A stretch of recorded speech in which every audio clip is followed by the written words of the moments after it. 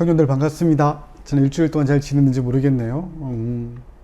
엊그저께 성민이가 해경 소속의 의무경찰대에 군악대에 합격이 되어서 좋은 소식이 있었습니다. 아마 10월 중순경에 입대를 하게 될 것인데, 비록 코로나 상황이지만 즐겁게 좀 보낼 수 있도록 함께 좀 응원해 주시고 축하해 주시면 좋겠습니다.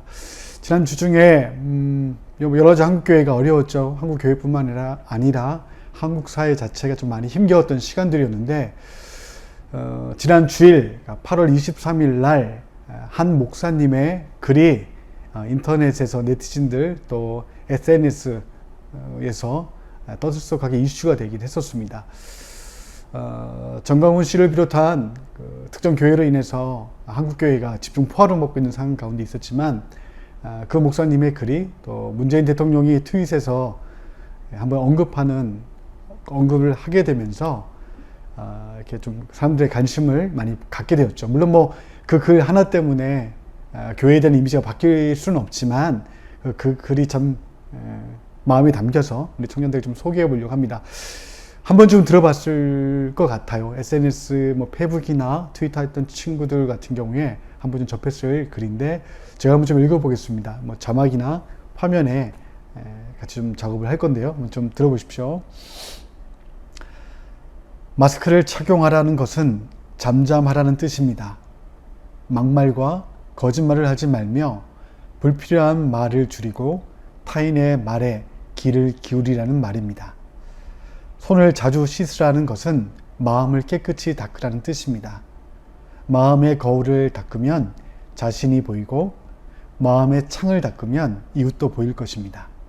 사람과 거리를 두라는 것은 자연을 가까이 하라는 뜻입니다. 사람끼리 모여 살면서 서로 다투고 상처 주지 말라는 말입니다. 공기와 물과 자연의 생태계를 돌보며 조화롭게 살라는 말입니다. 자연을 가까이 하면 마음이 넉넉하여 모든 것들을 사랑하게 될 것입니다.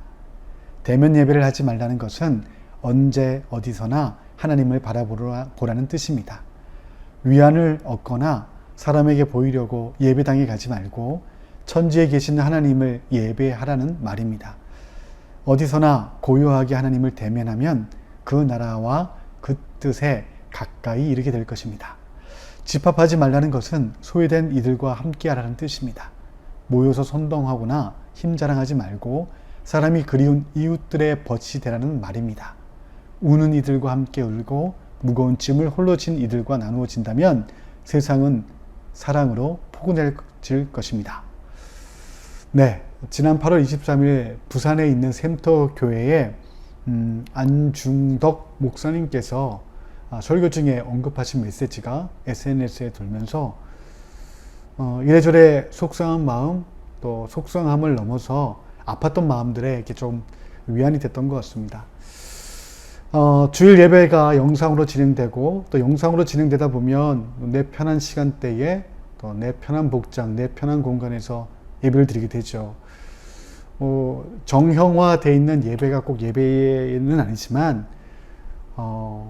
시간을 정해서 또 이왕이면 장소를 조금 정리해서 예배를 드리는 것이 하나님께 기쁨이 되기보다는 그렇게 예배하는 본인에게 유익이 될 겁니다. 물론 우리의 복장이 하나님께 보여지는 것이 아니고 우리의 중심이 하나님께 드려지기 때문에 굳이 꼭 옷을 다 갖춰 입을 필요는 없겠지만, 앞서 말씀드린 대로 예배라는 것이 하나님을 기억하고 하나님께 드려지는 것이기도 하지만, 무엇보다 하나님을 믿는 본인 스스로에게 믿음의 현재 건강 상태를 좀 가늠할 수 있는 그런 기준점이 될 거예요. 그러니 이왕 예배 드릴 때는 조금 더 그 예배 좀 집중할 수 있도록 환경을 만드는 것이 본인에게 좀 유익이 될 겁니다.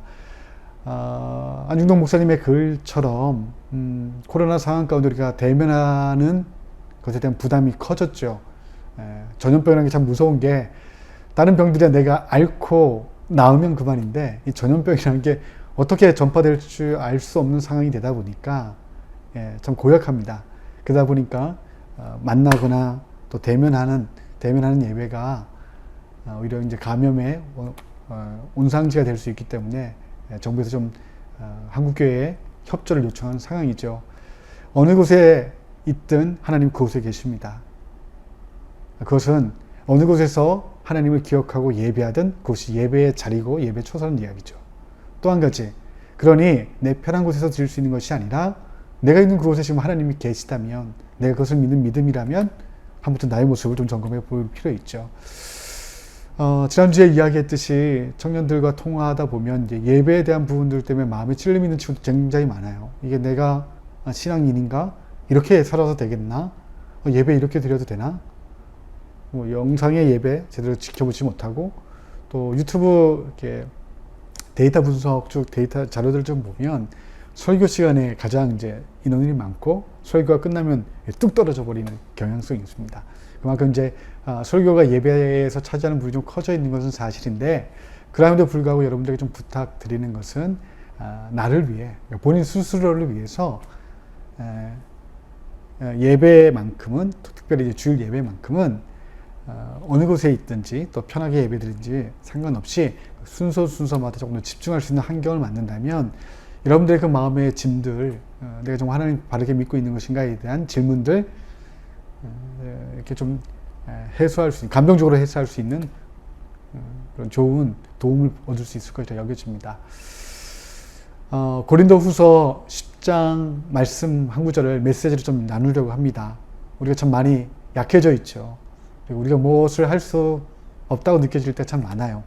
취업 준비 기간이 길어지고 애써서 취업했는데 불안정하고, 그리고 그마저도 취업의 기회가 번번이 거절당했을 때 느껴지는 작아지는 마음, 어찌할 바 모르고 사실 누구도 그 답을 찾아줄 수 없을 때가 참 많죠. 그럴 때 하나님 어디 계십니까? 라고 우리가 하나님을 찾게 되고 나는 무엇인가에 대한 질문들을 많이 하게 됩니다. 그럴 때 사도 바울의 겉면의 이야기가 우리 마음까지 좀 씻겨졌으면 하는 바람이 있습니다. 메시지로 제가 좀 읽을 건데요. 함께 봐주시기 바랍니다.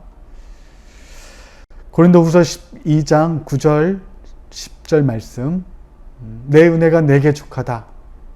네게 필요한 것은 그것이 전부이다. 내 능력은 내 약함 속에서 진가를 드러낸다. 나는 그 말씀을 듣자마자 이렇게 된 것을 기쁘게 받아들였습니다. 나는 장애에 집착하는 것을 그만두고 그것을 선물로 여기며 감사하기 시작했습니다. 그것은 그리스도의 능력이 나의 약함 속으로 세도해 들어오는 하나의 사건이었습니다. 이제 나는 약점들을 기꺼이 받아들입니다. 나를 낮추어 주는 이 약점들, 모욕, 재난, 적대행위, 불운, 그것을 기쁘게 받아들입니다.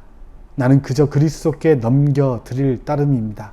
그리하여 나는 약하면 약할수록 점점 더 강해하게 됩니다.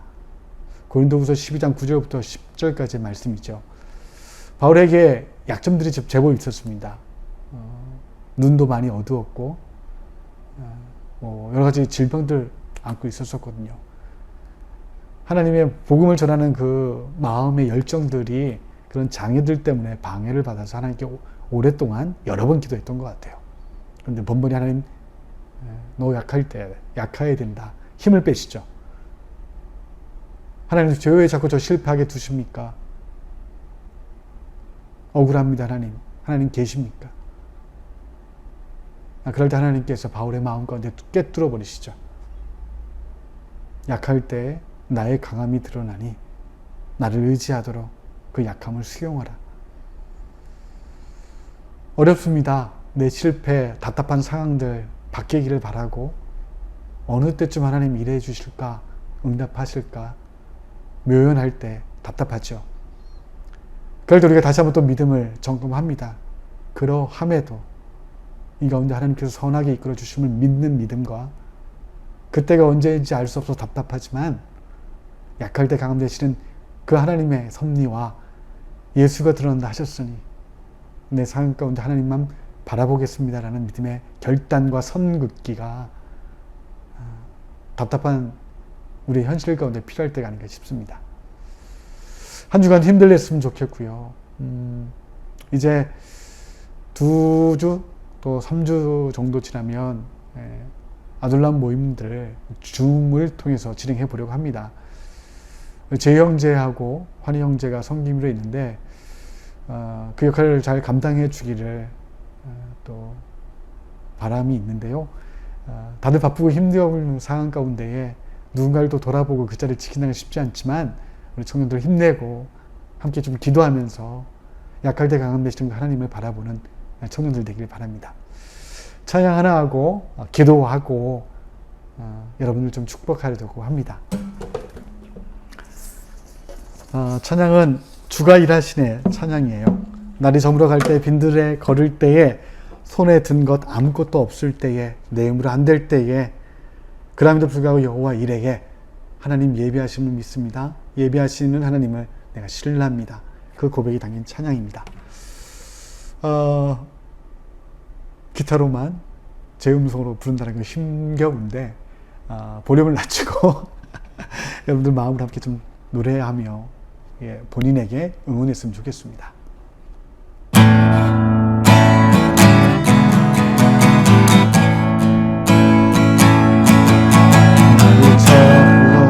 갈 때 빈들에서 걸을 때 그때가 하나님의 힘으로 안 될 때 두 손으로 걸을 때 내가 고백해 여호와 주가 일하시네 주가 일하시네 주가 일하시네 주께 아끼지 않는 자에게 주가 일하시네 주가 일하시네 신뢰하며 걷는 자에게 우리 모인 이곳에